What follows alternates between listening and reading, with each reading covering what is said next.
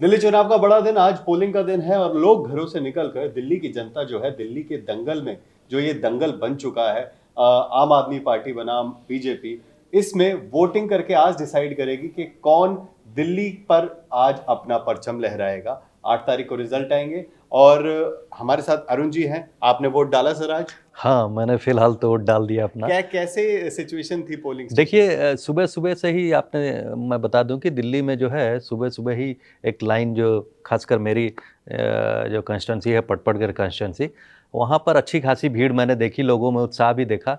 और मैं तो ये कहूँगा कि ये कॉन्स्टिट्यूएंसी थोड़ा-सा आपने देखा होगा अभी लोकसभा इलेक्शन में भी प्रो बीजेपी कॉन्स्टिट्यूएंसी रही है। तो साथ में आम आदमी पार्टी में भी के कैडर्स में भी वही उत्साह दिखा, लेकिन फ़िलहाल वहाँ पर जो है लग रहा है कि चूँकि मनीष सिसोदिया वहाँ से शिफ्ट कर चुके हैं, तो ऐसा बीजेपी को लग रहा है कि इस बार वो सीट निकाल लेगी, जी। क्योंकि सिर्फ अवध ऊजा। हाँ, अवध हुजा है, 3000 वोट से ही सिर्फ हारी थी बीजेपी। तो बीजेपी कैंप में इस बार कुछ ज़्यादा उत्साह दिख रहा है मुझे, जी। वहाँ फ़िलहाल जो मैंने महसूस किया। जी। जी। जैसे ऑन ग्राउंड जनता से सर हम सवाल पूछते हैं कि जब भी कोई पोलिंग पर होता है कि उनके क्या मुद्दे हैं, आपको क्या लगता है कि पड़पड़गंज जो आपकी कॉन्स्टिट्यूएंसी उसके एग्जैक्ट क्या मुद्दे, 2 या 3 मुद्दे आप बताइएगा? एक्चुअली वहाँ पर पहली बात तो वहाँ पर एक इमोशनल मामला है, इमोशनल मामला बीजेपी के लिए मुझे दिखा।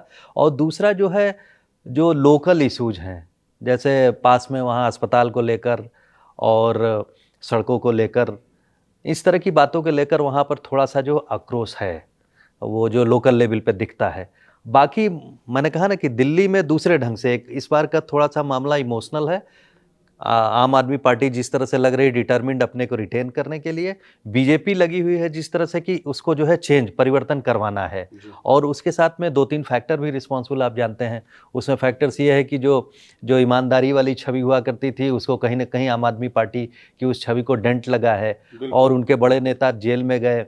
तो वो सब कई सारे कारण हैं जिसकी वजह से उनमें वो कॉन्फिडेंस नहीं दिखता है, जो पहली या दूसरी बार वो लोग जिस कॉन्फिडेंस के साथ कहते थे कि हम लोग कट्टर ईमानदार हैं या हम जो कहते हैं वो करते हैं, जी। उसमें काफ़ी कुछ अंतर आ गया। उसमें मुझे लगता है कि कोई भी पार्टी जो पॉलिटिकल राजनीतिक रूप से इवॉल्व करती है, तो ये पार्ट ऑफ द प्रोसेस होता है। कहीं थोड़ी चीज़ें आगे बढ़ती हैं तो कुछ चीज़ें कम होती कम हैं। होती है। तो मुझे लगता है कि जो जो उस एम्बिशन के दौर में उन लोगों ने कुछ जो जो जो ग्राउंड रियलिटीज़ हैं उनसे अपने को अलग किया।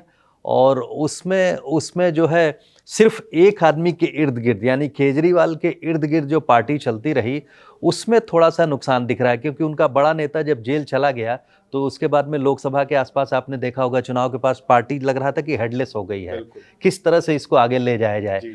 तो उ उस समय एक इमोशनल मामला था, वो जेल से बाहर आए और वो इमोशनल अपील काम नहीं की। ये बहुत बड़ा सेटबैक था आम आदमी पार्टी के बिल्कुल। लिए। वहीं से मुझे लगता है कि जो है बीजेपी के लिए एक पॉजिटिव शुरुआत हुई, पॉजिटिव यानी बीजेपी ने वहीं से एक एनालॉजी ड्रॉ की। उनको लगता है कि उसकी वजह से जो है बीजेपी ज़्यादा कॉन्फिडेंट हो गई कि साहब जो है इनकी जो जो हवा चल रही थी उसको पलटा जा सकता है। उसके लिए उन लोगों ने काम किया, उस छवि को ध्वस्त करने के लिए। और जो उनके उनके जो रेजिडेंस को लेकर शीश महल के अराउंड नैरेटिव बुना गया। तीसरी बात आ गई, आपने देखा हो जो पॉल्यूशन वाली बात। हाँ जी। एट द सेम टाइम कुंभ चल रहा है, कुंभ में उन्होंने गंगा का जो की अविरल धारा दिखा दी कि हम साहब आचमन भी कर सकते हैं। और यमुना में जो 10 साल से आप प्रॉमिस करके वहाँ छठ के पर वहाँ पर खड़े होने लायक यमुना नहीं बन पाई। तो जो कथनी और करनी का अंतर था वो भी उन्होंने दिखा दिया, साफ साफ के सबके सामने दिख रहा था। और तीसरा जो रही सही कसर थी, जो जो जो इन लोगों ने एक एक आप यूँ कहें कि ज़बरदस्त बाजी मारी, वो बजट में उन लोगों ने जो ये 12 लाख वाला जो बिल्कुल। कर दिया, बिल्कुल। उसके लिए जो टैक्स फ्री करने की बात हुई कि no tax till 12 lakh yes. जो, तो वो मुझे वो लगता काफी है कि बड़ा मूव है। वो एक बहुत मिडिल बड़ा। क्लास के वोटर्स जी को हाँ, अट्रैक्ट वर्किंग करने के क्लासेज लिए के लिए आप जानते हैं दिल्ली में वर्किंग क्लास है, बाहर से देश भर से लोग, खासकर नॉर्थ इंडिया से आके यहाँ पर लोग काम के काम लिए करते ही हैं। दिल्ली में हाँ, आया जाता है। तो वो ये कई कारण हैं जिसकी वजह से जो बीजेपी फिलहाल आशान्वित है। लेकिन ऐसा भी एक तरफा भी नहीं कह सकते हैं, क्योंकि बीजेपी पिछली बार सिर्फ 8 सीट जीती थी। हाँ। तो इसलिए उनकी में आशा का संचार ज़्यादा दिखता है कि वो लोग जो है तकरीबन नेक एंड नेक फाइट कर रहे हैं। यस। एक तरफा नहीं हो रहा है, बिल्कुल। नेक एंड नेक फाइट में बीजेपी जो है उस स्थिति में फिलहाल दिख रही है। बिल्कुल सही बात। वैसे ये लोकतंत्र का पर्व है और इसका उत्साह पूरे दिल्ली में ही देखा जा रहा है। लोग घरों से निकलकर वोटिंग कर रहे हैं। आप भी अगर अपने घर पर हमें देख रहे हैं तो आप जाइए और वोट करिए। हम तो यही आपको बात बताएंगे। लेकिन हाँ, मुद्दे जो सर ने बताया कि चुनाव के 3 या 4 मुद्दे, हमने भी सर जब ग्राउंड रियलिटी चेक करी तो 3 से 4 मुद्दे निकल के आए। बिल्कुल आपने सही कहा कि सड़कों का, एक मुद्दा बहुत बड़ा है, पानी का एक मुद्दा बहुत बड़ा है, यमुना का मुद्दा कहीं जहां पे यमुना लगती है वहां उन एरियाज में यमुना का मुद्दा कुछ बड़ा है, नहीं तो दूसरे regions यमुना इमोशनल मामला हो गया है दिल्ली बिल्कुल। के लिए। आप जैसे अगर हम लंदन की बात करते हैं तो उसके बीच से टेम्स रिवर गुजरती है, जी, जी, तो जी। सिंबॉलिक है। उसी तरह से अगर अगर दिल्ली के बीच में से अगर अगर यमुना गुजरती है तो उस वो सिंबॉलिज्म अगर मैं अवेयर लोगों की बात कर रहा हूँ तो क्यों नहीं वो दिल्ली जो है यमुना जो है दिल्ली की टेम्स हो सकती है, बिल्कुल, उसके इर्द बिल्कुल। गिर्द सौंदर्यीकरण हो हालांकि सकता है। केजरीवाल जी ने थेम्स बनाने का बात भी की थी यमुना को, लेकिन ऐसा कुछ दिख नहीं रहा दूर दूर जी तक भी। और सर, शुरुआत आज जो वोटिंग की दिन से हुई है, जैसे कि केजरीवाल जी ने बजरंग बली का उद्घोष भी किया, आज शुरुआत करी, और प्रवेश वर्मा जी ने आज यमुना के किनारे पूजन करके जो कि अपना एक पॉलिटिकल मुद्दा भी उन्होंने साधा और अपना पूजन भी वहां पर किया, और फिर वोटिंग करने गए हैं। बड़े बड़े चेहरे हैं जो वोट करने बाहर आए हैं, जैसे कि सोनिया गांधी जी आई हैं, वो अपनी पुत्री प्रियंका गांधी जी के साथ दिखी थी वोट करने के लिए। हमारे उपराष्ट्रपति जो हैं जी जगदीप धनखड़ धनखड़ जी, वो भी आए वोट करने के लिए। और बड़े बड़े चेहरे जो हैं आम आदमी पार्टी के, आतिशी जो कि सीएम है अभी मौजूदा दिल्ली की, वो भी वोट करने के लिए आई थी। मनीष सिसोदिया जी, उन्होंने बोला कि आप सभी को घर से निकलिए, वोट करिए। देखिए, इस पर्व को आप जरूर मनाइए, लेकिन आप जरूर ध्यान भी रखिए कि जो आपकी सरकार है वो जनता डिसाइड करती है। आपका जो मुद्दा रहेगा, आपकी जो बातें रहेंगी, आपकी जितनी भी इश्यूज हैं, वो सरकार अपनी गवर्नेंस से सॉल्व करेगी। सर, एक गवर्नेंस जो मॉडल था जो केजरीवाल लेकर आए थे, अच्छी बात ये लग रही है कि इस चुनाव में गवर्नेंस के ऊपर बहुत बड़ा इंपॉर्टेंट जो है एस्पेक्ट रखा जा रहा है। मतलब जहां पर हम दूसरे एरियाज में, यूपी में या मध्य प्रदेश में या महाराष्ट्र में जैसे चुनाव रहे थे, तो धर्म के ऊपर भी एक वहां पे एक बात जो थी वो बहुत बड़ी थी। लेकिन यहाँ पर गवर्नेंस मॉडल, योगी भी आए तो उन्होंने कहीं कटोगे बटोगे नहीं बोला, उन्होंने साफ सीधी बात कही कि आप जो हमारा काम है, आप दिल्ली डबल इंजन की सरकार पे काम करना चाहते हैं। तो गवर्नेंस को सर जी काफी जी इंपॉर्टेंस हाँ, है। गवर्नेंस के लिए आपको याद होगा कि जो पहली बार जो आम आदमी पार्टी सत्ता में आई तो उन लोगों ने जो गवर्नेंस को ही क्वेश्चन करके कि हम लोग जो एक एक प्रो पीपुल यानी जनता की सरकार होगी, जनता के लिए काम करेगी, आम आदमी के लिए काम करेगी, वैसे ही छवि को लेकर जो है आम आदमी पार्टी सत्ता में आई थी। उन्होंने उस तरह के काम भी किए। उन्होंने शुरू में जो चीज़ें की कि महिलाओं को जो है फ्री राइड मिलेगा, हम लोग मोहल्ला क्लिनिक खोलेंगे तो साहब जो है आम आदमी के लिए उन्हीं के मोहल्ले में जो हेल्थ की सुविधाएं होंगी, बिल्कुल। और स्कूल प्राइमरी स्कूल्स को अच्छा करने की कोशिश की। ये सब कोशिशें जो है आम आदमी के मतलब परिप्रेक्ष्य में जो है बहुत अच्छी कोशिशें थी। लेकिन वो लॉन्ग टर्म में आपने देखा कि जो जो प्रतिबिंब दिखाया गया था वो पूरी तरह से उसी व्यवस्था के अनुरूप चलता हुआ नहीं दिखा, फिलहाल नहीं दिखा जी। और जाहिर सी बात 10 साल में बहुत सारी चीज़ें बदलती हैं। उसके बाद जो रियल पॉलिटिक होती है, यानी जो जो जो जो राजनीति का जो रियल पक्ष होता है, जो धरातल होता है, उसमें आपको कई फ्रंट पे संघर्ष करना पड़ता है। मुझे लगता है उस संघर्ष में वो लोग जो है कुछ कुछ फ्रंट पे जो है पीछे रह गए, जिसकी वजह से जी इस बार के इलेक्शन में उनके ऊपर करप्शन के आक्षेप लगे, उनके टॉप लीडरशिप को जेल जाना पड़ा। और मैं तो कह दूं कि जो जो जो नई दिल्ली की सीट है, अगर हम लोकसभा के आंकड़े देखें, जो जो टॉप लीडरशिप है आम आदमी पार्टी की, तो लोकसभा की जो नई दिल्ली की सीट जहां से केजरीवाल साहब लड़ रहे हैं, अगर वहां कांग्रेस अच्छा करती है तो सिर्फ जो विक्ट्री मार्जिन था लोकसभा के आंकड़ों के अनुसार, उस क्षेत्र में सिर्फ 2 या 3 हजार से वो उस समय जीतते हुए दिख रहे थे।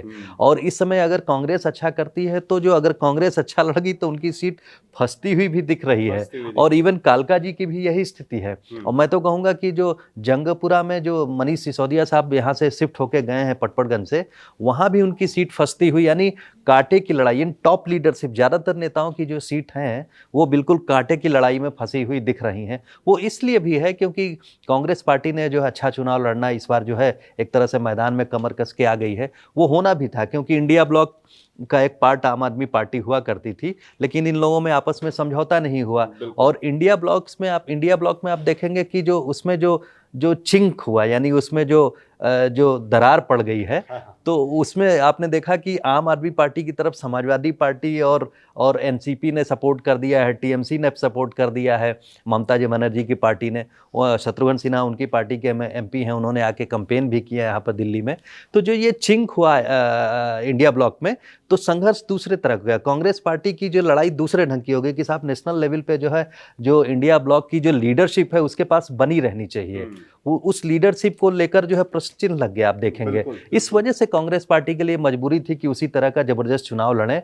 उसमें उनको ये परवाह नहीं है साहब कि केजरीवाल का नुकसान होता है या क्या होता है, वो तो बाद की बात है, देखी बिल्कुल। जाएगी। और आपने उसके उलट देखा होगा कि केजरीवाल ने सिर्फ बीजेपी को अटैक किया है, कांग्रेस को उन्होंने अटैक नहीं किया है, बहुत Yes, डेलिबरेट तरीके से। बिल्कुल बिल्कुल। तो ये भी इस चुनाव के जो जो आप इनर लाइनिंग्स में या उसके जो लेयर्स हैं उसमें इस तरह की भी बात आप देखेंगे। वही sir, read between the lines. जी तो जी ये जी। जो अंदर के मैसेज हैं वो बात आएंगे, हाँ। लेकिन आप लोग घर से निकलिए, वोट जरूर डालिए। और वैसे सर एक मुद्दा ये भी था, बीजेपी ने हालांकि जब फ्रीबीज केजरीवाल जी ने अनाउंस करी थी तो बीजेपी ने शुरू से ही उनको घेरा है कि ये जो स्टेट का बजट है वो हिला देंगे, स्टेट का बजट, अंडरग्राउंड वाटर लेवल खराब हो जाएगा, बहुत सारे ऐसे मुद्दे उन्होंने घुमाने। इस पे एक बात मैं कहूंगा आपसे, फ्रीबीज पे देखिए, फ्रीबीज और इस तरह की जो राजनीति शुरू करने में आप कह सकते हैं कि आम आदमी पार्टी ने शुरुआत की थी, क्योंकि ये प्रो पीपुल मेजर्स हुआ करते थे, लोक लुभावनी चीज़ें जिससे जनता आकर्षित होती है और जनता आकर्षित भी हुई, लेकिन वो फिर रोल मॉडल बन गया, वो मॉडल बन गया। Yes. आपने देखा हो कि कांग्रेस ने भी कर्नाटका और तेलंगाना उन सब जगहों पे भी अडॉप्ट किया। बिल्कुल। और फ्रीबीज की परंपरा आप देखेंगे कि कर्नाटक यानी साउथ की पॉलिटिक्स में तमिलनाडु और वहाँ पर जो है बहुत तेजी से चलती, खासकर तमिलनाडु में 80s 70s के ही दौर से वो फ्रीबीज की पॉलिटिक्स देखी जाती थी। लेकिन यहाँ पर जो है दिल्ली यानी नॉर्थ इंडिया में आपने ध्यान दिया होगा कि केजरीवाल के आने के बाद ये चीज़ें तेज़ी से बढ़ी। और इस समय तो आप भी जान रहे हैं कि जिस तरह से महाराष्ट्र हुआ या पिछले 2 साल पहले जो मध्य प्रदेश छत्तीसगढ़ के चुनाव हुए, सभी जगहों पे फ्रीबीज का अनाउंसमेंट बीजेपी ने भी किया। और इस बार आपने देखा होगा जो 3 पार्ट में उन्होंने मैनिफेस्टो रिलीज किया, संकल्प पत्र, उसमें एक के बाद एक जितनी भी फ्रीबीज थी आम आदमी पार्टी की उसकी काट उन्होंने अनाउंस की। और साथ में उन्होंने ये भी कहा कि जो है हम इसको बदलने भी नहीं जा रहे हैं, जो चल रहा है वो चलता रहेगा, उसके ऊपर उन लोगों ने अनाउंस करने की कोशिश की है। लेकिन सर इसमें बड़ी अच्छी बात केजरीवाल मॉडल में ये थी कि उन्होंने बजट में अभी भी सरप्लस लाया, जहां कहा जा रहा था कि बजट में वो नीचे ले चले, सरकार को जो है, स्टेट को जो है फाइनेंशियल लॉस होगा, लेकिन अभी भी बजट में सरप्लस हो रहा है। तो देखिए उसके आम आदमी पार्टी की इसमें आम आदमी पार्टी, देखिए आप इसको दूसरे ढंग से भी देख सकते हैं। एक्चुअली दिल्ली में दूसरे चीज़ों की ज़्यादा जरूरत है, आप खर्च नहीं करेंगे, जो कैपेक्स, जो आपका जो कैपिटल एक्सपेंडिचर है आप नहीं करेंगे तो उसके अराउंड नई जॉब्स नहीं होंगी, बड़े बड़े काम नहीं होंगे। दिल्ली को आप कहते हैं वर्ल्ड लेवल पे लाना है, अगर दिल्ली को जो विश्व स्तर पे डेवलप करना है तो उसको जो आपके पास ओखला एरिया का एग्जाम्पल ले लीजिए, ओखला एरिया थोड़ा सा मिनी यूनिट्स, एमएसएमई, स्टार्टअप्स इससे भरा पड़ा होना चाहिए था। अगर हम उस तरह के एक्सपेंडिचर करते हैं, उस मद में आप खर्च ही नहीं करेंगे तो आपका बजट जो है सरप्लस दिखेगा ही, मेरा मानना है। और दूसरी बात आप देखेंगे कि जो 15% जो है बजट का पूरा चला जा रहा था अभी तक, दिल्ली सरकार का जो है फ्रीबीज में जा रहा था। रिपोर्ट्स आ रही हैं कि अगर ये जो महिला वाला और ये सब जो लागू हो जाएंगी, सत्ता में आती है, 20+ बजट का 20+% जो है ये एक तरह से आप कह सकते हैं कि ये नॉन प्लान्ड एक्सपेंडिचर हो गया ना, प्लान्ड एक्सपेंडिचर तो है नहीं ये।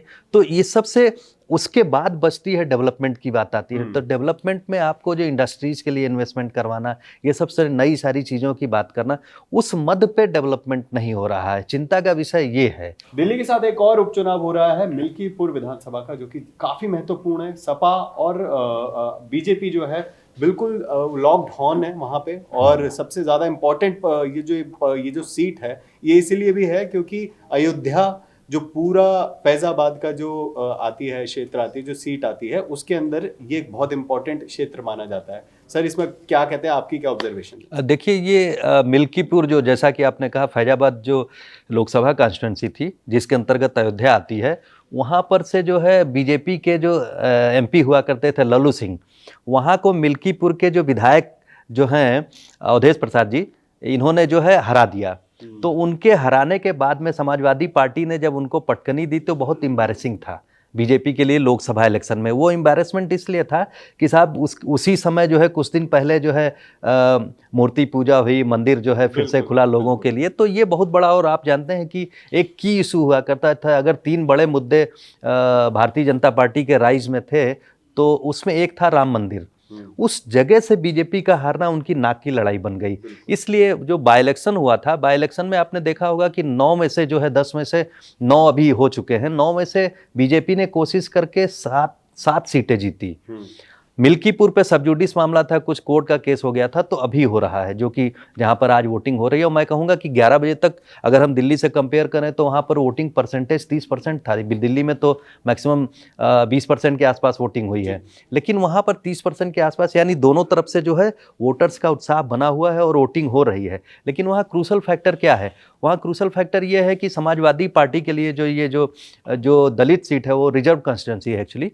तो वहाँ पर समाजवादी पार्टी में उनके जो जो जिनका मैंने नाम लिया, उनके नेता, उनके लड़के अजीत कुमार, जी जी जी, ओ- अवधेश अवधेश प्रसाद के बेटे अजीत कुमार को टिकट दिया है। और दूसरा उन्होंने, वो पासवान कम्युनिटी से आते हैं, और बीजेपी ने भी उसी कम्युनिटी से टिकट दे दिया है। तो जो जो मैक्सिमम वोटों का स्प्लिट हुआ है, और उसी के इर्द गिर्द जो है उतने ही परसेंटेज ऑफ वोट जो है वहाँ पर ब्राह्मण का वोट है। तो लोग मान रहे हैं कि ब्राह्मण के साथ में बाकी कास्ट के वोट जो हैं अगर बीजेपी के फेवर में जाते हैं, और ये चूंकि इस कास्ट का वोट जो है स्प्लिट होता है, तो समाजवादी पार्टी के लिए नुकसान हो सकता है। लेकिन वहाँ पर ये भी कुछ कॉन्फिडेंस के साथ कहा नहीं जा सकता है। बीजेपी ने ये कॉन्फिडेंस लाने के लिए, मैं आपको बता दूं, जिस तरह की तैयारी की थी, तकरीबन उन्होंने हर कास्ट के एमएलए को वहाँ भेजा, यानी तकरीबन 28-29 एमएलए वहाँ लगातार कैंपेन कर रहे थे।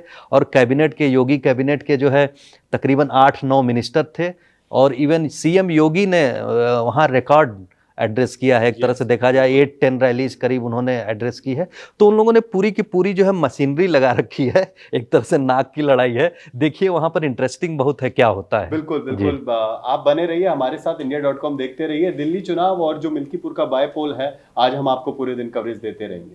थैंक यू, धन्यवाद।